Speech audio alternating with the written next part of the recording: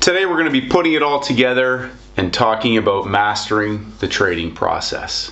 Stay tuned, traders. We'll be right back.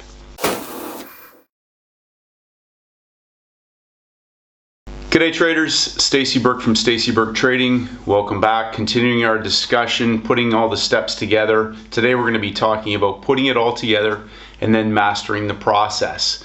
We've had a fairly interesting week so far. We have the Fed tonight. We're going to talk a bit about that. We're going to look at some different trade setups. And we're going to also look at how this week has shaped up compared to last week, some big moves.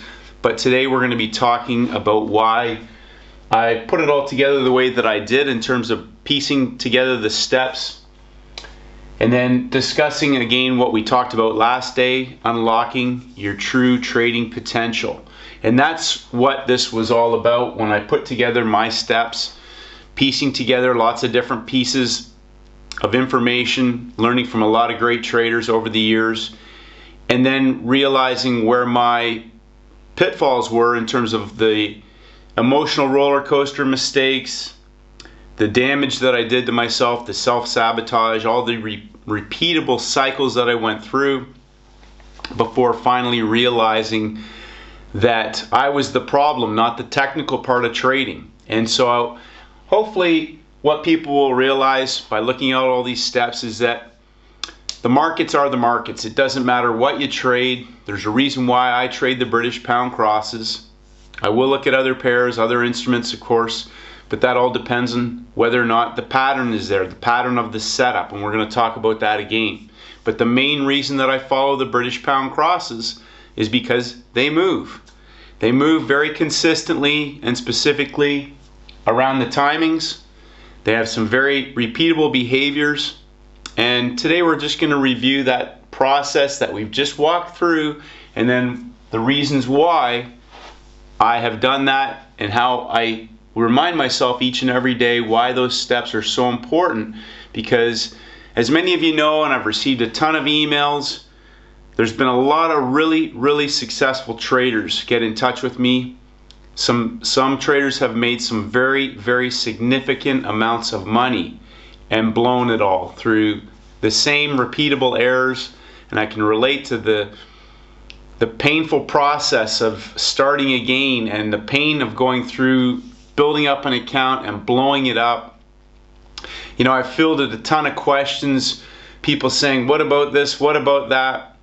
What you have to really understand is that you're going to have to tailor things based on, number one, what is a reasonable expectation in terms of your skill and where you're at and the size that you should be trading. And if you're just learning, trading that down to the smallest size, because it's all about becoming consistently profitable. Number one, consistent in your process, and then consistent in your results, and then scaling up gradually as your results in live time dictate. So we spoke about this last day, about back testing results, about different situations where people have an illusion of what their system should produce based on historical results, but then even in live time they still are completely unaware of all the emotional component that can ultimately undo everything about your system. Because when you're in live time, we engage in a lot of erratic, impulsive, emotional behaviors that will ultimately end up sabotaging anything good that we do prior to that. So again, just reviewing. So we talked about this last day in unlocking your true trading potential, knowing why and how I am doing this. So I put all these steps in place knowing, number one, where a lot of my own personal issues are. So one of the most common questions I get is, do I have to stick to the 12 candle window? You can trade anytime you want. That 12 candle window is for me, because I know that 90% of the time on most days the market is going to be making a move in that 12 candle window, and most specifically in London in that equities hour, and in New York often we will either have a reversal or we will have a continuation trade. And as the sessions have evolved over the day, those trades in New York become more obvious, and if there is a trade, and whether or not it's going to be something that's going to take that 12 candle window to unfold, or if we're going to see something right at the beginning of the session. The next part is looking at round numbers. So coming back to the beginning, structure. And structure is really important, especially as the week evolves, because we get geometrical shapes each day at the high or at the low of the day. That's what gives me my geometry for measured moves. Sometimes we may be in a 50 pip box for a 100 pip move. We may be in a 25 pip box for a 50 pip move. But these are the types of geometrical measurements that can allow us to target maybe more than 50 pips, sometimes 100, 150 or more, as we saw last week when we had some fantastic structural measured moves, markets 3 pushes and then resuming through the low of the day for 150, 200 and 300 pip moves on Thursday. So again, this is important. When we have the opportunities, we want to make money on the days that it's easy to make money. Targeting the high and the low of the day. Often Asia will put in one or the other or both, and then as we head into the next session, we may extend that range or work into one of the extremes. And we'll talk a bit about more. We spoke about that in our video on the highs and lows of the day. But the timings are critical, because in the majority of time, that's when the markets are going to move. They'll either continue or reverse. And that's really important to understand when we get to the round numbers area. So in these timings, most of these strong moves will come off of 50 or double zeros. Now, if we're at a quarter level, as we head into that 12 candle window, as we've spoke about in the numbers video, that may often be a level for trapping volume before they shift the market off of 50 or double zero. Now again, we could be targeting a 50 pip box. We could already be inside of a double zero box for a move to the next 50 level, or even to the next double zero level. In that first part of that 12 candle window, we will often get a stop hunt, and depending on where we're at, up high or down low, we may already have trap volume, and that's important to start to recognize that. If the market's been making lower highs, there may be a lower level shorts that are trapped. If the market's going to reverse, lock in that lower level and shift away, which again comes back to our timings window. That middle equity hour, especially in London, will often be a telltale area in that hour of either an engulfment for a reversal trade, as we saw the last 2 days, textbook perfect levels, often round numbers for 50 and 100 pip moves on Monday. Engulfments and pin hammers. So again, the engulfment is when they have locked in a low potentially, or locked in a high for that move, and they're going to move that market back the other way or continue that move for a measured move. The pin hammer is often the second attempt at the trader who's got the trade right. So somebody takes the first mouse, the pin hammer is a stop hunt often into the trader that has the direction right.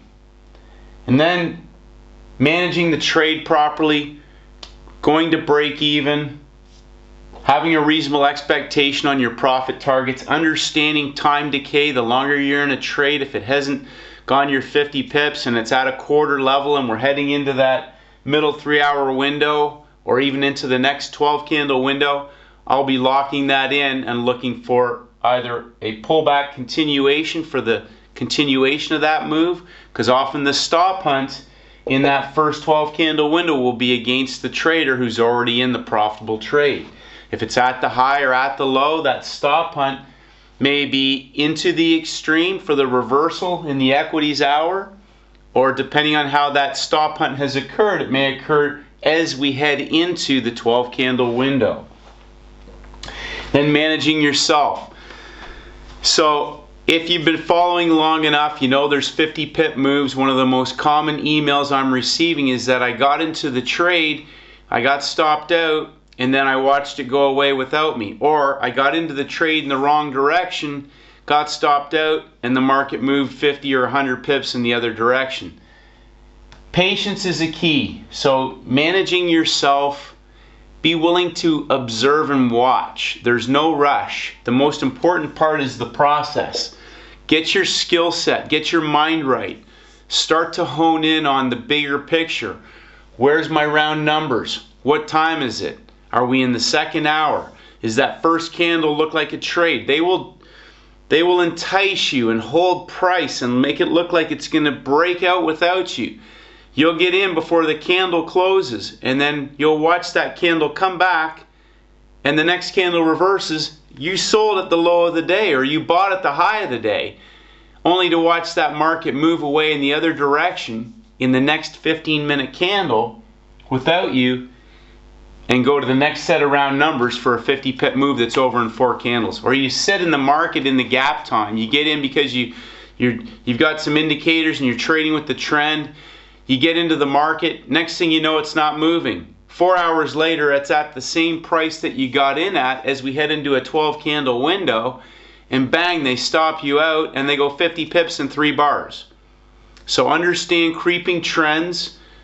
So creeping trends will often end in one of 2 ways. They will blow off in the direction of that creep, or they will reverse for a blow off in the opposite direction. That creeping trend is building up volume. The stop hunt is fast and aggressive, and the market will consolidate again and build up contracts. So, number 1, putting all this together and getting your mind right, knowing that if you stick to the rules, what this will help to design for you, or for me, is positive expectancy. So when we talk about being at numbers and we've got a high and a low and there's at least 50 pips, we know that we're risking 20 to 25, maybe 30 on the G New Zealand for 50 pips or more in that trade. So that's at least a 2 to 1. When we're in a bigger box, high of the week, low of the week, we could be targeting 150 pips. So you're looking at 5, 6, maybe 10 times your risk on some of these trades. Number 2, it keeps me out of 50-50 trades. This took a long time for me to quit taking trades outside of my rules.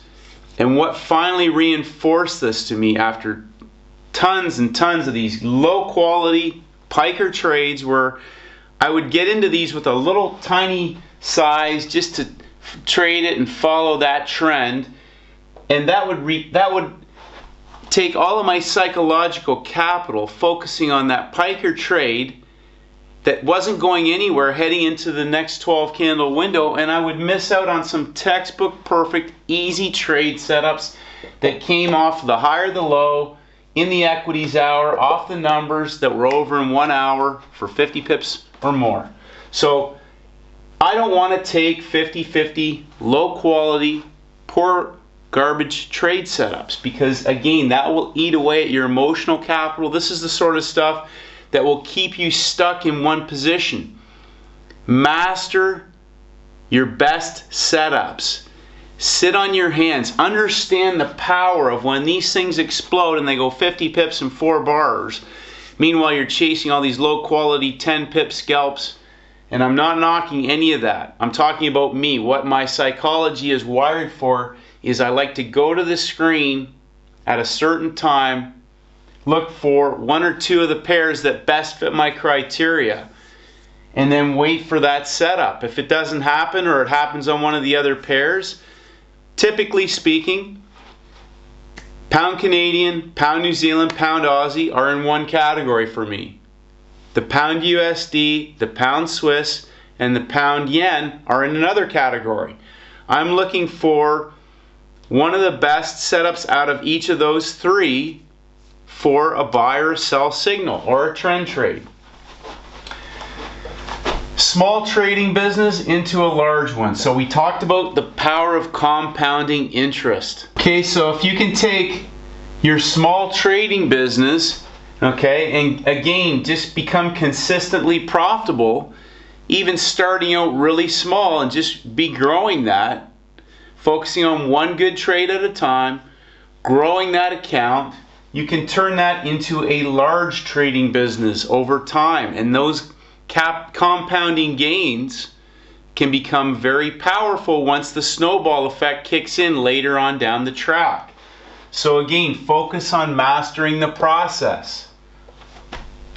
So number 4, for me again, one of my objectives was to trade less and scale up in size, and that is what that allowed me to do.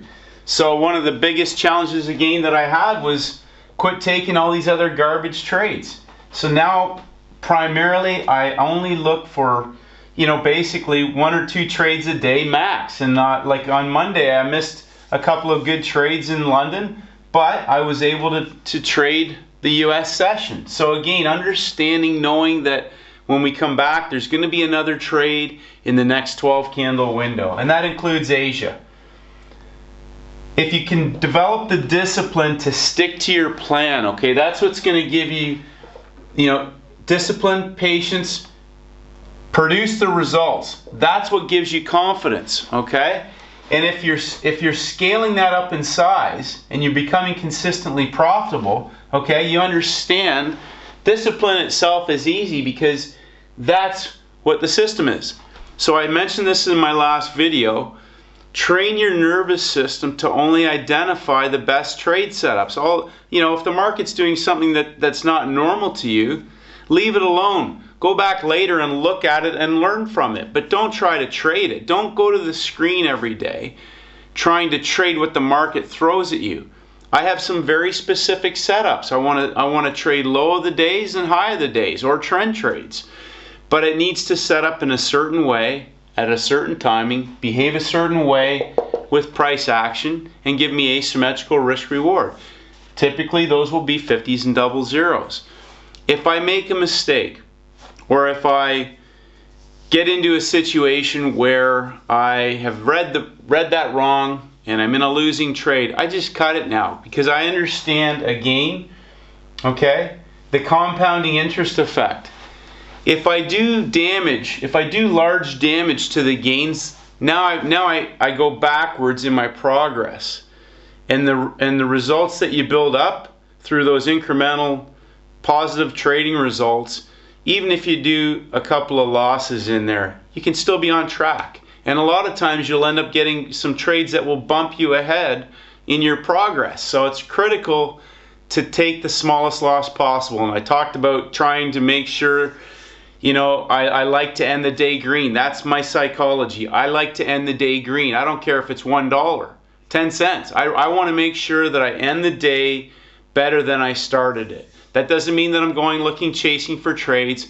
But again, if you've been following me long enough, there's 50 pips or more a day.